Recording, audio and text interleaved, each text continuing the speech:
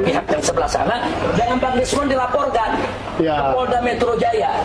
Nah, saya pikir ini Kapolda Metro Jaya nggak usah diproses lagi lah. Itu laporan diabaikan aja, bukan. Sebab ini kan penelitian ilmiah, bukan dikriminalisasi. Masa penelitian ilmiah dikriminalisasi, dilaporkan sebagai bentuk fitnah lah yang menyebarluaskan kebencian, enggak begitu. Nah, jadi sekali lagi bahwa Bang Rismon dan kawan-kawan sudah betul itu jalan, teruskan. Kalau hasil kalian, ya, ini saya ingatkan kepada laboratorium forensik Bareskrim, ya, kalau kalian merasa bahwa hasil kalian itu reliable dan otentik, maka harus siap kita sama-sama bersepakat untuk menentukan laboratorium yang independen di luar negeri. Kami, Dr. Roy Suryo, Dr. Rismon Hasyolan Sianipar, Rizal Fadila Esa, Dr. Tifauzia Diasuma, Kurnia Tri Royani, dan Profesor Egy Sujana SHMSI dilaporkan oleh Saudara Joko Widodo ke Polda Metro Jaya tanggal 30 April 2025. Bareskrim tiba-tiba bergerak cepat memproses aduan masyarakat tentang ijazah palsu Jokowi dan menyebut sudah 90% melakukan penyelidikan yang akan dituntaskan melalui tes laboratorium forensik terhadap ijazah Jokowi. Berkenaan dengan hal itu, Tim Advokasi Anti Kriminalisasi Akademisi dan Aktivis menyatakan sikap. Pertama, kami menolak hasil tes laboratorium forensik secara sepihak oleh Bareskrim Polri karena proses yang sepihak ini sangat muatan politik, tidak egaliter, tidak transparan, tidak kredibel dan tidak akuntabel. Karena proses sepihak ini tidak dapat dipahami sebagai proses penegakan hukum, melainkan memiliki tendensi politik untuk menyelamatkan Jokowi melalui sebuah proses yang ujungnya patut diduga ijazah Jokowi akan dinyatakan asli. Diduga kuat hasil tes ijazah Jokowi akan dinyatakan identik atau asli. Laporan TPU akan di Bareskrim Polri dihentikan karena tidak cukup bukti, dan proses kriminalisasi terhadap klien kami akan masih dilanjutkan dengan dalih telah ada hasil tes laboratorium forensik terhadap ijazah Jokowi. Keempat, kami hanya akan mempercayai dan menerima hasil uji laboratorium forensik terhadap ijazah Jokowi sepanjang proses tersebut melibatkan berbagai stakeholders, terlapor di Polda, akademisi, lembaga kredibel, ahli dari internasional, hingga perwakilan DPR. Kami ingin mengatakan bahwa sudah waktunya polisi berbenah diri untuk tidak serampangan menerima segala bentuk pelaporan-pelaporan yang sesungguhnya pelapor tersebut tidak lebih daripada orang-orang yang disewa untuk melaksanakan sesuatu yang disebut dengan nabok nyilih tangan. Meskipun akhirnya keluar juga Bapak Joko Widodo untuk menyampaikan laporan sendiri. Saya ingin mengatakan, jangan pernah coba-coba untuk berusaha untuk menyelundupkan hukum hanya demi mengikuti hasrat, syahwat, serta kekuasaan yang dimiliki oleh mantan presiden 2 periode, yaitu Joko Widodo. Pada saat menjadi presiden, Anda menyusahkan rakyat, dan setelah Anda menjadi rakyat, Anda menyusahkan presiden dan rakyat. Marilah kita bangsa ini kapok untuk senantiasa merusak hukum. Dari tim advokasi anti ijazah bodong, selamatkan legasi sejarah bangsa Indonesia, kami ingin memulai Indonesia yang bersih. Jokowi ini bukan hanya harus diadili tapi harus dipenjara dan diasingkan. UGM sudah 2 kali tidak datang menghadiri di PN, di sidang mediasi Pengadilan Negeri Solo atau Surakarta, Mas? Solo. Ya, Pengadilan Negeri Solo. Karena sekarang kalian seperti tisu untuk mencebok Jokowi, kotorannya Jokowi. Sangat disebut tisu. Loh, kan kita dapati berapa kali mereka memalsukan dokumen, Bang. Ada satu nama dosen pembimbing, 2 tanda tangan berbeda. Nanti yang tersisa percaya Pak Joko Widodo tinggal bazirnya. Palsu itu. Sampai hari ini kan ada orang-orang yang masih bersikukuh bahwa Pak Jokowi itu nggak pernah sekolah di Gajah Mada dan ijazahnya palsu gitu, dan selalu dicari alasan-alasan untuk mengatakan bahwa ini ijazah palsu, walaupun Gajah Mada udah mengatakan ini asli. Teman-temannya juga sudah mengatakan ya memang ini teman kuliah kami gitu. Kalau buat saya agak nggak masuk akal ya, orang kuliah di Gajah Mada lalu kemudian dia bisa dikatakan, lalu kemudian itu abal-abal atau palsu, dia nggak pernah kuliah di Gajah Mada. Emang kampusnya kampus mak jelas itu kan? Ini Gajah Mada, bos. Mr. Q kagak mah juga kan? Iya, saya sebagai alumni dengan jangan saya tersinggung. Anda tidak percaya ijazah yang dikeluarkan oleh Gajah Mada sama Anda mempertanyakan institusi Gajah Mada. Pak Jokowi itu mau tertib berpikir aja. Apa dasar legitimasinya Anda untuk minta-minta tunjukkan ijazah saya? Emang itu pengadilan. Emang kurang apa tuh? Anda udah datang ke Gajah Mada. Anda sudah mendapatkan cerita dari teman-teman saya kuliah gitu. Nah, masih kurang apa gitu loh dasar untuk meyakini bahwa saya itu memang benar-benar kuliah di situ. Iki loh, maling teriak maling yang selalu teriak ijazah Pak Jokowi palsu, dan ternyata ini lulur dari beritanya si Rismon yang ijazahnya diduga itu loh, wes rasa kesuwen. Ijazah Rismon yang dari Jepang diduga palsu, teman-teman. Dan ini diungkap oleh salah satu pakar digital forensik di Indonesia yang bernama Joshua M. Sinambela. Yang ngaku-ngaku intelektual itu pasti bukan intelektual. Yang ngaku-ngaku profesor itu pasti bukan profesor. Yang ngaku-ngaku pakar itu apalagi. Mereka hanya kadal burik yang dikit lagi akan membusuk di buih. Masih tidak perlu menjadi pendukung Pak Jokowi pun melihat kondisi sekarang terhadap kasus ijazah palsu itu. Kita aja udah bisa kok pakai nalar paling rendah sekalipun ya. Ini kelompok yang mengatasnamakan konon katanya pembela ulama. Ketika Pak Jokowi bereaksi, apa yang terjadi? Ada satu orang bilang punya imunitas hukum karena praktisi hukum. Ada yang melintir karena bilang itu adalah penelitian ilmiah. Ada yang minta bantuan ulama. Ada yang nggak tahu kemana itu sekarang perginya. Padahal kalau sudah menghujat, menghina, merendahkan, udah kayak nggak ada apa ya, manusia udah nggak ada nilainya. Nggak perlu jadi projo, nggak perlu jadi pendukung Pak Jokowi abis. Dalam kondisi kayak gini sekalipun kita akan bilang hukum orang-orang yang telah berbuat gaduh. Joshua Sinambela bukan orang yang pertama dalam rangka curiga pada Rismon Sianiban. Ia menurut saya adalah salah satu orang yang berhasil mengungkap dengan data-data saintifik.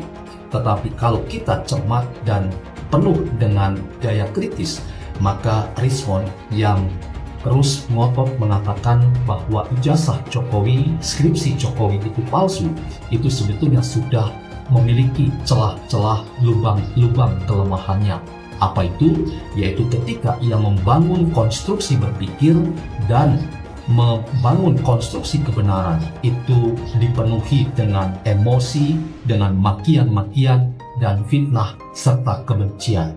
Itulah yang saya katakan bahwa Joshua Sinambela itu hanya memberikan afirmasi kepada kita bahwa apa yang selama ini kita anggap sebagai pejuang kebenaran ternyata seorang pembohong besar. Nah, ada satu postingan dari Joshua Sinambela di salah satu blog dia, josh.rootbrain.com. Dia itu adalah digital forensic investigator. Nah, saya juga sependapat dengan apa yang disampaikan dia dan kurang lebih sama. Ya. Jadi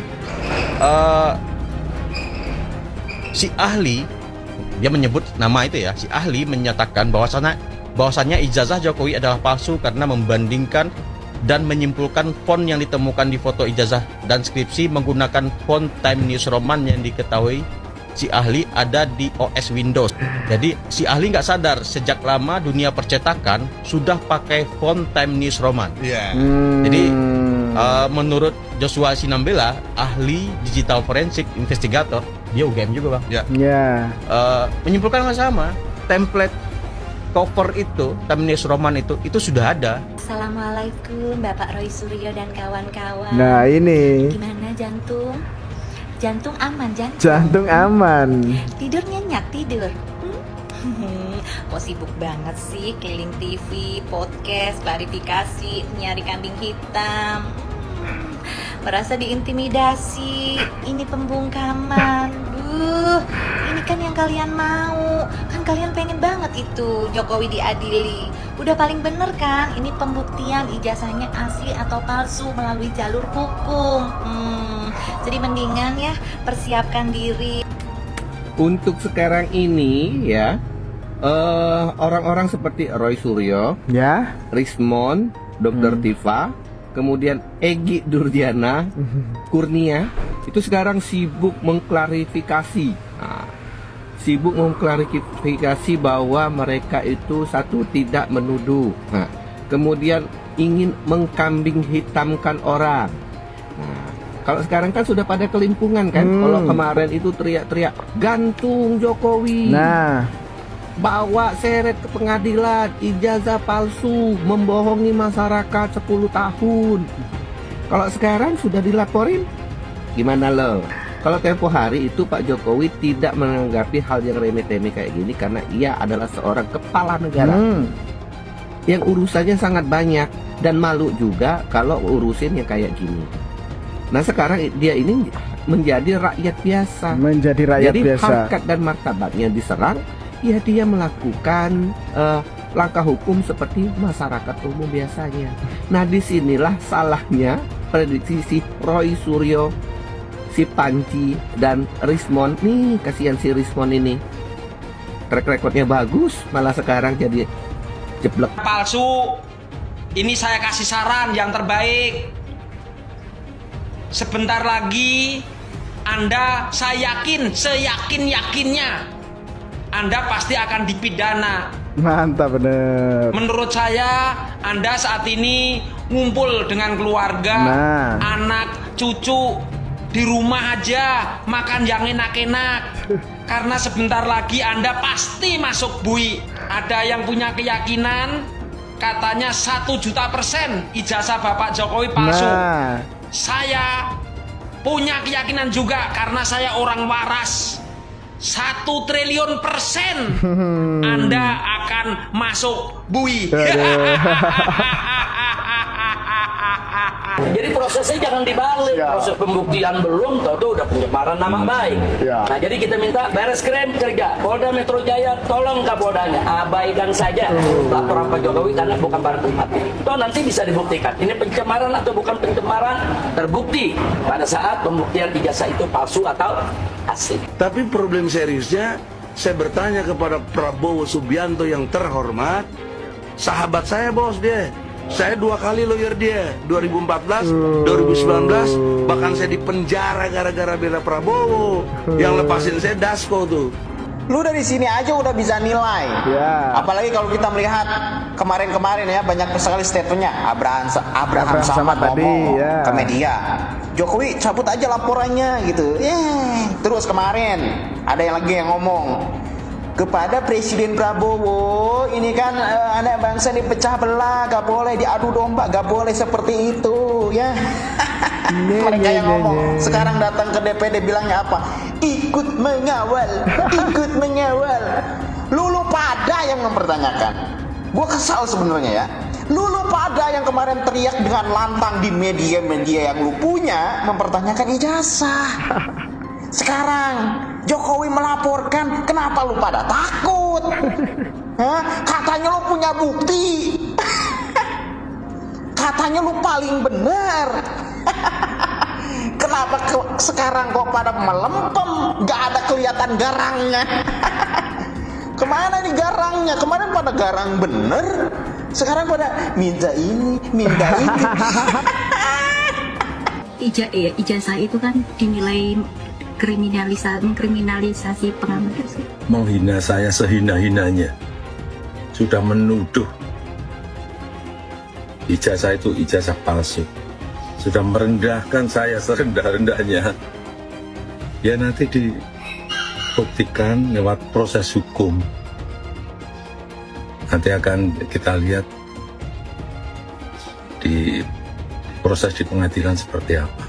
Artinya kalau untuk pelaporan itu bisa untuk peringatan ke pihak lain gitu nggak Pak?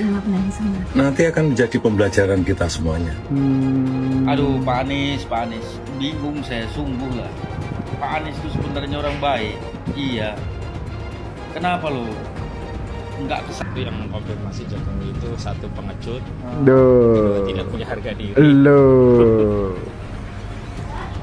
Pengacara tompel. Pengacara tompel. Yang mulutnya kayak mulutnya babi nih.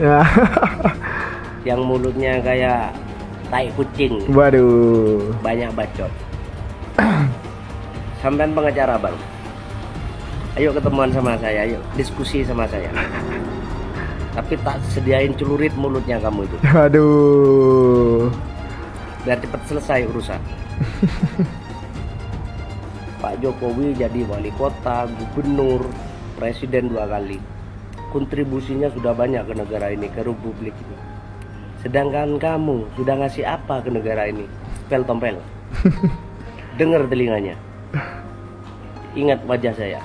Lek kamu berani temui saya, DM nomornya kalau ada ingin ketemu ya. Nah ini kakak. Kalian itu sebenarnya haters atau sebenarnya kalian sangat cinta gitu dengan Pak Jokowi. Soalnya kan kalau misalkan kalian lagi ngatain Pak Jokowi saat ini kan sering bilangnya kan Mulyono, ada Sir Mulyono gitu. Kalian sendiri tahu nggak sih arti kata Mulyono itu apa? Arti kata Mulyono itu artinya mulia gitu. Dan nama itu kan sebenarnya kan kayak doa ya. Jadi secara langsung kalian tuh terus mendoakan Pak Jokowi itu terus mulia gitu, tambah mulia. Makanya nih buat para haters Pak Jokowi, kalian jangan heran kenapa semakin kalian katain Pak Jokowi itu Mulyono, kok Pak Jokowi kesannya kayak makin mulia gitu, makin harum namanya. Soalnya kalian sendiri yang dengan terus-terusan bilang Mulyono, Mulyono tuh kalian terus memuliakan Pak Jokowi gitu. Sini kalian yang menuduh ijazah palsu, para penggugat ijazah palsu, sini kalian. Gimana bang? Ini mantan ketua komisi KPU Ilham Saputra mengatakan bahwa ijazah Pak Jokowi sudah diverifikasi ke UGM pada saat beliau mendaftarkan diri sebagai calon presiden di 2014 dan 2019. Nggak mungkin kalau nggak ada verifikasi, nggak ada pengecekan, ya. Dan Pak Jokowi itu sudah lama mencalonkan diri. Dan itu sah, tidak bisa diganggu-gugat. Bersiaplah kalian, ya. Pak Jokowi hari ini kita lihat secara bersama-sama di media sudah turun tangan melaporkan kasus itu kepada Polda Metro Jaya. Surat terbuka buat Saudara Amin Keta atau Amin Rais. Saudara Roy Panci, Roy Kontol. Risman Sianipar, Egi Sujana, Dokter Tipa, Ali Itil Matematika itu. Saya menantang Anda untuk debat adu argumen di suatu tempat. Saya pengen membuktikan kualitas Anda sebagai lulusan UGM. Saya tantang, saya seorang Heri sebagai rakyat jelata yang sudah bosan jenuh dengan kata-kata Anda yang kamu sebarkan di media sosial dengan berita-berita hoax itu. Saya Heri sebagai menantang Anda debat adu argumen. Kalian yang nganggap saya nggak berdaya hari ini, mungkin ada yang nganggap saya itu macan ompong di Pertamina karena nggak jadi dirut. Tapi kalian tunggu, waktu akan berputar. Semua catatannya akan saya pegang. Satu hari ganti rezim, penjarain kalian semua. Kalian ingat baik-baik kalimat saya direksi. Saya boleh keluar dari sini, tapi catatan yang saya punya, kalau rezim betul-betul mau membereskan negeri ini dari korupsi di migas dan Pertamina, saya berani jamin saya dengan data ini akan penjarakan kalian semua. Makanya saya harap ini kasus bukan cuma si Rifa Siahan Patraniaga kok. Mana mungkin? Saya kira oknum BPK bisa terlibat. Anda yang ngaudit kok. Si Rifa tuh pernah maki. Kalau gue dirut, udah pecat tuh gue bilang. Isinya orang Cina, karena iklannya bahasa Cina. Saya bisa tunjukin filmnya nanti. Saya sudah kirim ke panitia. Nanti silakan panitia diputar ya. Nah, jadi nggak mungkin itu diperuntukkan untuk warga negara Indonesia. Jadi memang sengaja mengundang penduduk Republik Rakyat Cina untuk dipindahkan ke sini. Ya, pribumi-pribumi kita ini, umat Islam terutama, itu sudah terkepung. Udah nggak bisa apa-apa lagi. Itu bukan lagi proyek strategis nasional, itu pemukiman, itu koloni namanya. Di Aguan menguruk sungai masih bebas sekarang, Bapak Pimpinan. Tidak Polri, tidak TNI, tidak Dewan, tidak Menteri. Kenapa di negeri ini tidak ada yang berani sama orang yang namanya Aguan? Jadi kalau pemerintah negara tidak mampu menangani satu Aguan, PIK 2, maka tolong jadikan Banten zona bebas hukum 48 jam, biar kami rakyat yang bertindak, Pimpinan. Sekian, terima kasih. Di PIK 2 ini sudah terjadi negara dalam negara, Anehnya tidak ada satu lembaga pun, termasuk Angkatan Laut, yang berani menyatakan siapa yang membangun pagar. Jadi bagi pihak-pihak menyatakan tidak terjadi negara dalam negara, saya katakan mulai dari Kosambi sampai Tanah Arah sana, sampai sana, itu sudah tidak ada negara. Mohon maaf, kalau yang di wilayah lainnya itu masih ada harga 30.000, 50.000, itu murah sekali per meter. Ini dia nggak bayar sama sekali laut kita. Ini pantai kita ini. Nggak ada harga yang dibayar oleh otoritas dari PIK 2 ini gitu. Masya Allah, makin gila-gilaan korupsi. Terus Habaib sama kiainya disuruh ribut urusan sara rasis, saudara. Mau diadu domba, mau dibenturin. Koruptor akhirnya makin merajalela, makin gila-gilaan. Nggak sampai di situ. Kedaulatan negeri mau dirampok, mau diacak-acak. Ini yang lagi rame kasus PIK 2, saudara. Di utara Pulau Jawa, sebagian barat, Banten, Jakarta. Laut ada pagernya. Zaman Fir'aun aja, segila-gilanya Fir'aun gak pernah ngemagerin Laut Merah, saudara. Baru kayak sedikit udah mager laut, udah gitu anehnya 30 km laut dipager. Dari RT, RW, lurah, camat, sampai presiden nggak tahu. Lu buta. Kacau tidak? Kacau tidak? Hei Aguan, berapa banyak pun uang yang kau punya, berapa banyak pejabat yang telah kau sogok, berapa banyak pun pasukan yang telah kau siapkan, demi Allah kami siap bertempur untuk membela masyarakat Banten dan rakyat Indonesia. Saya tanya, siap tempur, siap lawan mereka, siap lawan penjajah. Allahu Akbar. Gara-gara kasus pagar laut, kini beredar maki-makian terhadap kaum pengusaha Tionghoa, terutama pengusaha besar Aguan. Masalahnya sekarang ini beredar luas serangan sampai ke tahap tuntutan agar proyek PIK 2 dihentikan atau juga agar Aguan dipenjara. Sangat mungkin serangan ini datang bukan dari kepedulian terhadap aspek hukum, tapi ya dari kebencian terhadap pengusaha sukses, kecemburuan dan kebencian terhadap Tionghoa, serta juga kebencian terhadap pemerintah. Kita kalau mau menyelesaikan masalah bangsa ini yang keberagaman ini, bukan diem kabur gitu loh. Ya udah, kita mesti tes. Justru sekarang yang terjadi, kalau bisa kita mesti lihat dong. Justru kalau bisa rematch sama Pak Anies lebih menarik. Wow. Supaya mengukur sampai di mana bangsa ini setelah naik levelnya untuk menuju Bhinneka Tunggal Ika gitu loh. Jadi Pak Ahok mau rematch lagi dengan Pak Anies? Bukan. Maksud saya itu kalau Anda mengatakan bahwa ini akan takut ribut gitu loh. Kalau takut ribut ya paling cocok ya rematch dong untuk mengukur supaya apel dengan buah apel bandingnya gitu loh. Cuman mau udah pede? Bukan soal pede nggak pede, kalau kita pengen demi untuk bangsa ini menilai, kalau bisa ikut menarik menurut saya untuk mengukur kan, apakah terjadi lagi demo yang besar atau terjadi lagi pasang tulisan di mana-mana, kan kita itu menarik gitu loh untuk mengukur.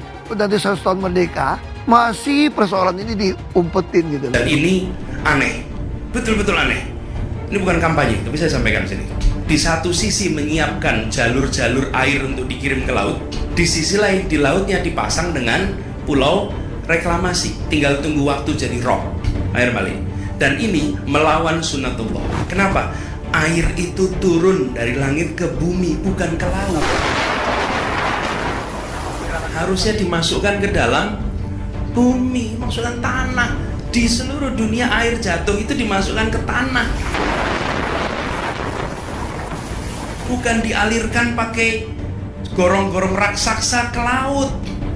Jakarta telah mengambil keputusan yang fatal. Bukan banjir, itu memang parkir air. Bukan banjir, itu memang parkir air. Penjajahan di depan mata itu di Jakarta.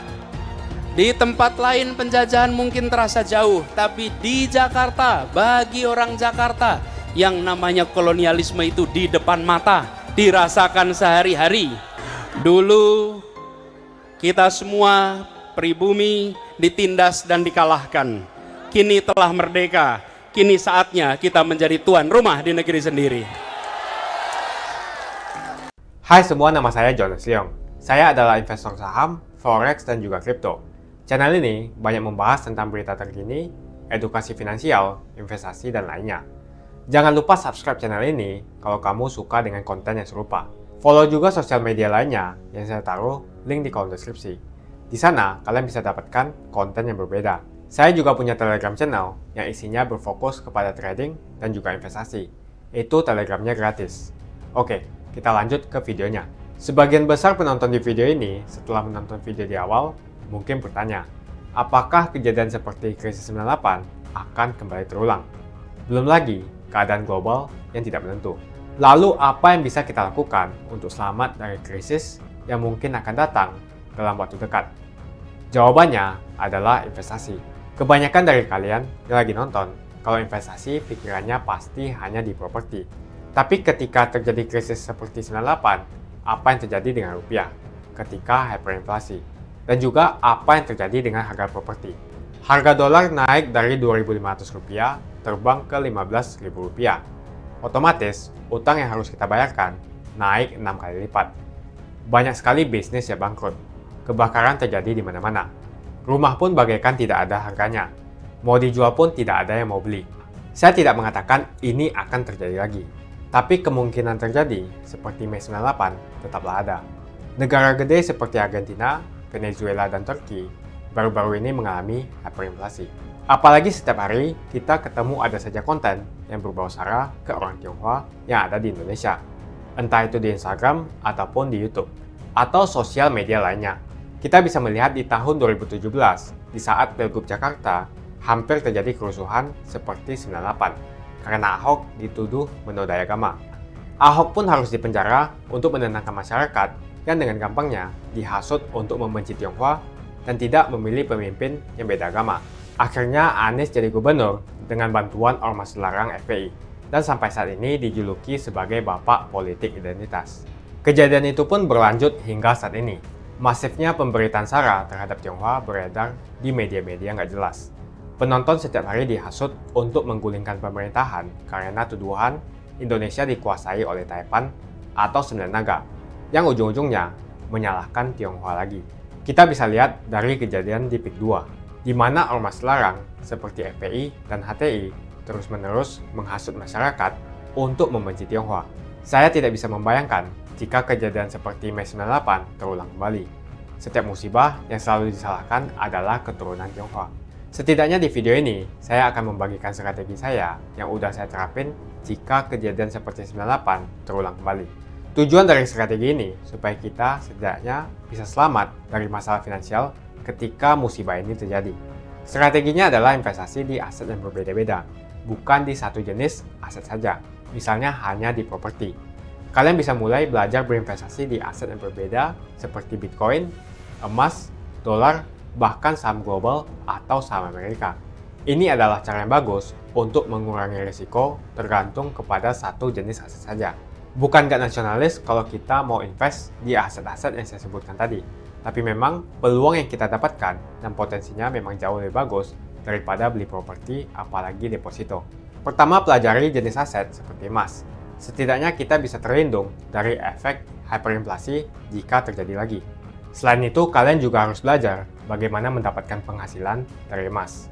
Kedua adalah belajar investasi di aset global seperti saham Amerika atau saham global. Ketika terjadi krisis, yang paling berdampak adalah saham-saham Indonesia.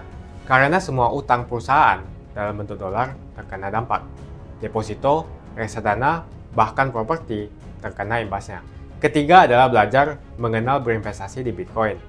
Alasan kenapa saya suka banget dengan kripto, karena saya bisa pergi ke negara apapun di dunia ini, misalnya di Singapura, dan saya tinggal jual saja kripto di negara itu. Saya menganggap Bitcoin itu sebagai aset properti digital, yang bisa saya bawa kemanapun dan jual kapanpun saja secara instan. Kalau saya butuh uang, detik ini pun bisa saya jual, dan tidak perlu menunggu berbulan-bulan. Itulah strategi saya jika kejadian 98 terulang kembali, untuk selamat dari masalah finansial. Kamu bisa cek link di kolom deskripsi untuk mulai investasi. Dan saya juga sudah sediakan video playlist supaya membantu kalian paham tentang investasi. Semoga video kali ini membantu kalian untuk selamat dari masalah finansial ketika musibah ini terjadi. Semoga Indonesia selalu damai dan sampai jumpa di video selanjutnya.